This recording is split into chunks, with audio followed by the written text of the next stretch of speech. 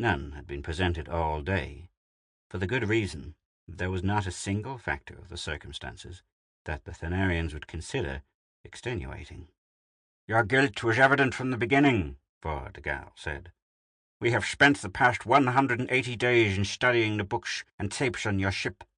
What we learned of your history and your form of civilization leaves us no alternative in the sentence we must pass upon you." The chain clinked faintly as Virginia lifted her hand to lay it on his arm, and she gave him a quick glance that said, "Here it comes." Vortigern pronounced sentence upon them. "Tomorrow morning, at 3312 time, you will both be put to death by a robot firing squad." Virginia's breath stopped for a moment, and her hand gripped his arm with sudden pressure, but she gave no other indication of emotion, and her eyes did not waver from Vortigern's face. Vortigern looked past her to the guards. "Return them to their shell." The guards produced another chain to link their free arms together behind their backs, and they were marched across the room and out the door.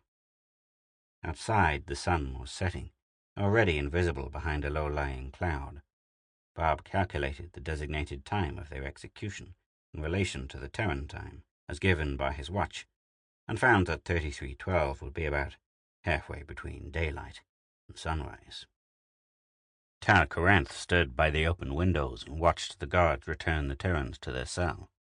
Extra guards, both robot and Thanarian, had been posted inside and outside the prison building for the night to prevent any possibility of an escape. Other robots stood guard around the Terran ship, although it was inconceivable that the Terrans could ever overpower the prison guards and reach their ship. But it had been inconceivable that a ship as small as the Terran ship could ever destroy a Thanarian guard cruiser. The tight beam adaptation circuit of the meteor disintegrators was very ingenious. Why had the Thanarian cruisers not had the same weapon? They possessed the same general type of meteor disintegrators. The same adaptation circuit would transform a Thanarian cruiser's meteor disintegrators into terrible weapons. Why had no one ever thought of doing such a thing? Why had it been taken for granted for 50,000 years that the cruiser's blasters were the ultimate in weapons? What other weapons did the Terrans on Earth possess? How invincible would their cruisers be if a small exploration ship could destroy a Thanarian cruiser? The captive Terrans could not be permitted to return to Earth until the others of Tharnar. Neither could they be permitted to live out their lives in prison on Tharnar. Some day, somehow, they might escape and return to Earth, or send a message to Earth. The robot fleet of Tharnar could never withstand an attack by a Terran fleet. The fate of Tharnar and the quiet and gentle city would be written in blood and dust and ashes. There was the sound of rubber-padded metal feet in the distance, and he saw 6 more robots marching out to add their numbers to the robots already guarding the Terran ship. The ship itself was not far from the executive building, close enough that his eyes, still sharp despite his 70 years, could make out the name on it. The Cat. And a cat was, he recalled the definition to be found among the Terran books, any of various species of carnivorous and predatory animals noted for their stealth and quickness, and their ferocity when angered. The robot shoved the plastic food tray under the cell door and went back down the corridor. Virginia turned away from the single window where the cat could be seen as a silhouette merging into the darkness. "Last supper, Bob," she said. "Let's eat, drink, and be merry." He went to the door to get the tray, and noticed the 3 robots and 2 Thanarian guards down the left-hand stretch of corridor, and the same number down the right. Virginia came up beside and said, "They're not taking any chances. We won't be here in the morning, are they?" "No," he said, picking up the tray. "None to speak of." He carried the tray to the little table in the center of the room, and Virginia seated herself across from him, as she had done each meal for the past 6 months. But she toyed with the plastic spoon, and did not begin to eat at once. "I wonder why they made it a firing squad," she asked. "You'd think they would have used something ultra-civilized and refined, such as some painless and flower-scented gas." "Spies were executed with firing squads during the last Terran War, 300 years ago," he said. He smiled thinly. "I suppose they consider us spies and want us to feel at home in the morning." "I'm glad they do. I don't want to be shut up in a room. I would rather be out under the open sky." She poked at the rim of her tray again. "They never did tell us why, Bob. They didn't tell us anything, only that they had no alternative. We didn't hurt any Thanarians. We only destroyed one of their ships and some of their robots. We upset their sense of security and showed them they're not secure at all. I suppose they're afraid of an attack from Earth."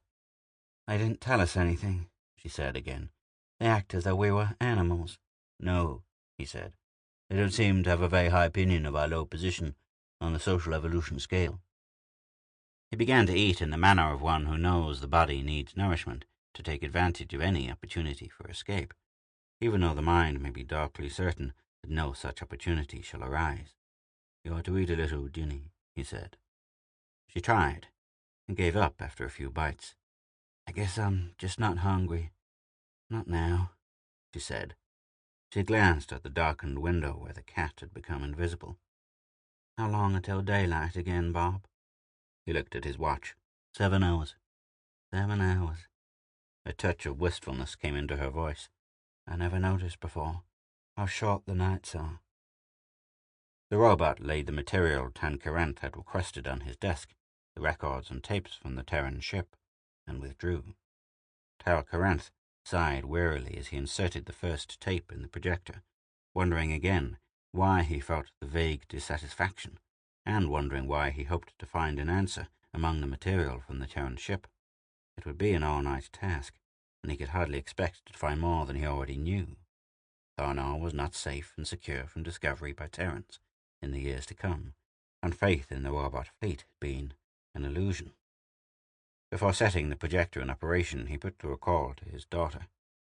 Falna's image appeared before him, reclining on a couch where 2 robots worked at caring for her fingernails. She raised up a little as his image appeared before her, and the robot stepped back. "Yes, father?" she asked. She waited for him to speak, her wide grey eyes on his image, and her jet-black curls framing her young and delicately beautiful face.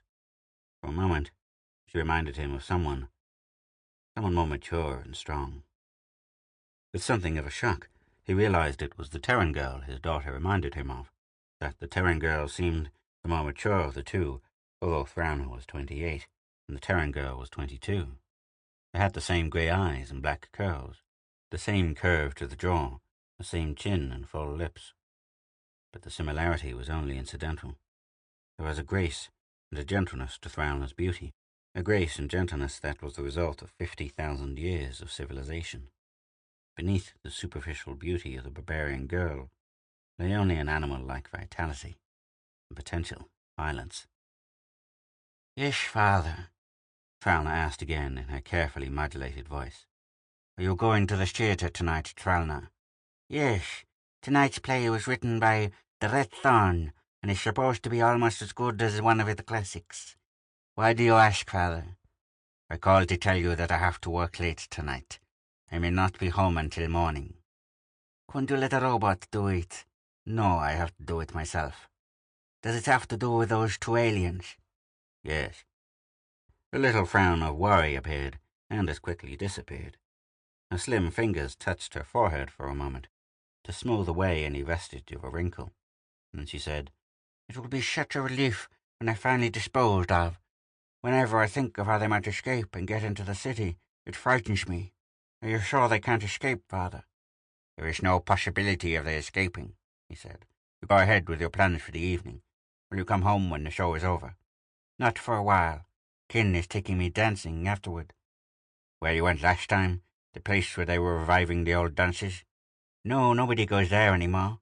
Those old dances were rather fun, but they were so tiring. Our modern dances are much slower and more graceful, you know." "All right, Valna," he said in dismissal. "Enjoy yourself." "Yes, father." She was reclining on the couch again, her eyes closed, when he switched off the image. He sat for a little while before turning on the tape projector, recalling his conversation with her, and a feeling growing within him that he was almost on the verge of discovering still another menace to Tharnar. Virginia held her hands to her face to shade her eyes as she looked out the window. "What you can see of the city from here is all bright with lights," she said. "But there's no one on the streets, only some robots. Everyone in the city must be in bed." "That's the way it's been every night," he said. "Early to bed and late to rise. They're an odd race. I wonder what they do to pass away the time. But what they're doing now is something you should be doing, resting." She turned away from the window. "I'm not sleepy. I keep thinking of the cat out there waiting for us, and how we might get to it if we could only get hold of a blaster." "Which we can't try to do until they come for us in the morning. Some rest now might mean a lot then." "All right, Bob." She went to him and sat beside him on his cot. "What is it now? How much more time?"